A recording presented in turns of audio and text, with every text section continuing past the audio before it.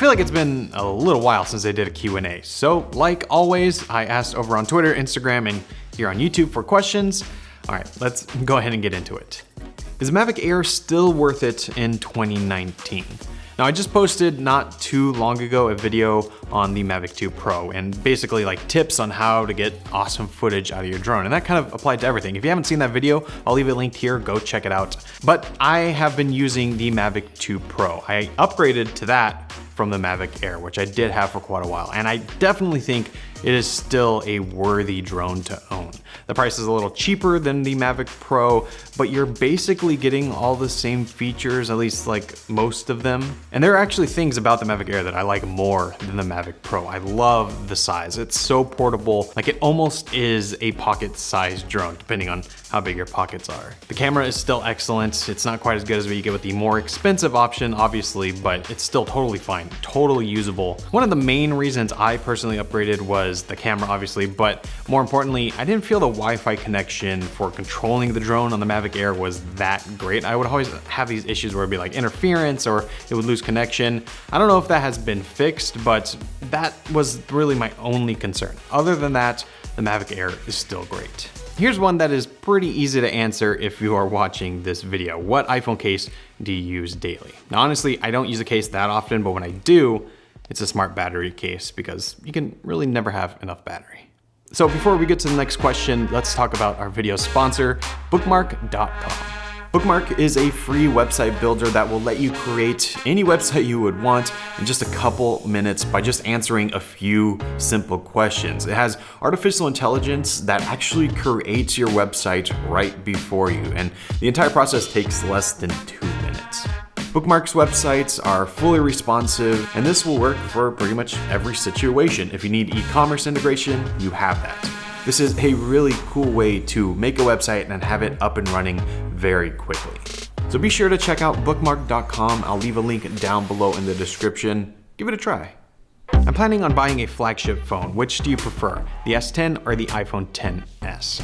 So this, I think, really comes down to what do you prefer, Android or iOS, and that is something I can't answer for you. But I will be talking about the S10 more in next week's video, so be sure to subscribe, turn on those notifications so you can see when that video is out. Really excited for this one. But let's just say this, I think this is the first time where I don't think you can go wrong with either option. Usually I'm pretty much an iOS guy, so like I recommend that way because personally I just think it's better. iPhones always do a few things really well. They have great hardware, they have great cameras, and they have iOS, which I think is better than Android. That's just my opinion. But I think the S10 is the first time where we've seen all three of those come to the Android side. I thought the Pixel 3 was the best Android phone of 2018, but it didn't check all of those boxes. It had pretty good hardware. I don't think it had the best camera, and the software, it was the best that Android had to offer, but I didn't really love it quite as much as I think I should have. But with the S10, it has all of those. It has a great camera system that has every feature that you'd want. It has excellent build quality and hardware. And I think One UI is really good, especially compared to what Samsung was doing in the past. So both of these phones are excellent. They're different, but they're excellent. What do you do, or are you full-time on YouTube? So I guess in a way I am full-time on YouTube. I do this here, which you see, and that is probably like 30% of my time and income. And then the rest of the time, my full-time actual job is working for John Rettinger. If you haven't seen that channel, I'll leave a link down below. But we've been working on a lot of awesome stuff there, a totally rebrand and new style. Really happy with how everything is turning out, and definitely go check that out. But that's what I do. That's my job. And then I do this here as well. Free tacos or burritos for life? Which one would I choose? This one is interesting. So I used to really like tacos, but I'm kind of over them. I've been over them for like a year. We did this kind of like challenge thing at work. There was all you can eat tacos. It was like $8 and we had a challenge and I won the challenge. I ate 21 tacos and I almost died. After that challenge, I threw up multiple times. I got a fever and I was out for like 3 days. And then like 2 weeks after that, I had to get my appendix out. I'm not attributing that to the tacos, but I'm sure it didn't help. But let's just say I'll choose burritos. Ever thought of becoming a software developer? Yes, actually, when I started college, I went for computer science. Very quickly learned I didn't want to do that, but definitely thought about it. If you had the chance to get iMessage, FaceTime, and AirDrop on Android, would you jump ship?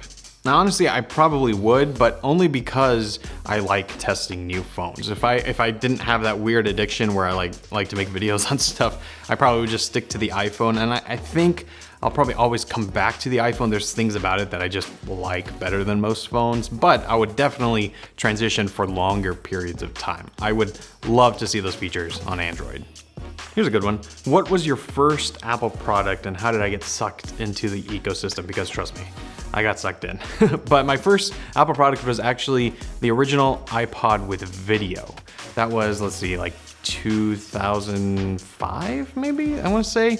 But that was when I didn't know really anything about technology. My family got the iPod and I used it. I thought it was cool, but I didn't know what iTunes was. I didn't know what Apple was really. Like, I knew it was an iPod, but I didn't associate that with Apple. But what really sucked me in was one of my best friends in junior high had a MacBook Pro. That was, I think, the first generation of MacBook Pro, and I was like mind blown. I had no idea something like that existed. I was always used to Windows computers, which were fine to me, but as soon as I saw that, I was like, well, this is way better. And I saw a photo booth, which I think is a lot of people's first experience with macOS, but as soon as I saw that, I was sucked in. It was all downhill or uphill from there, depending on how you look at it. Okay, I think that is it for this month's Q&A. I want to thank everyone who submitted questions. There was a lot more this time, so that's always good to see. I love that engagement. Be sure to stay tuned for next week's video and for all the videos coming up. Hit that subscribe button. I want to thank you all so much for watching and for all the support. I'll see you guys in the next video.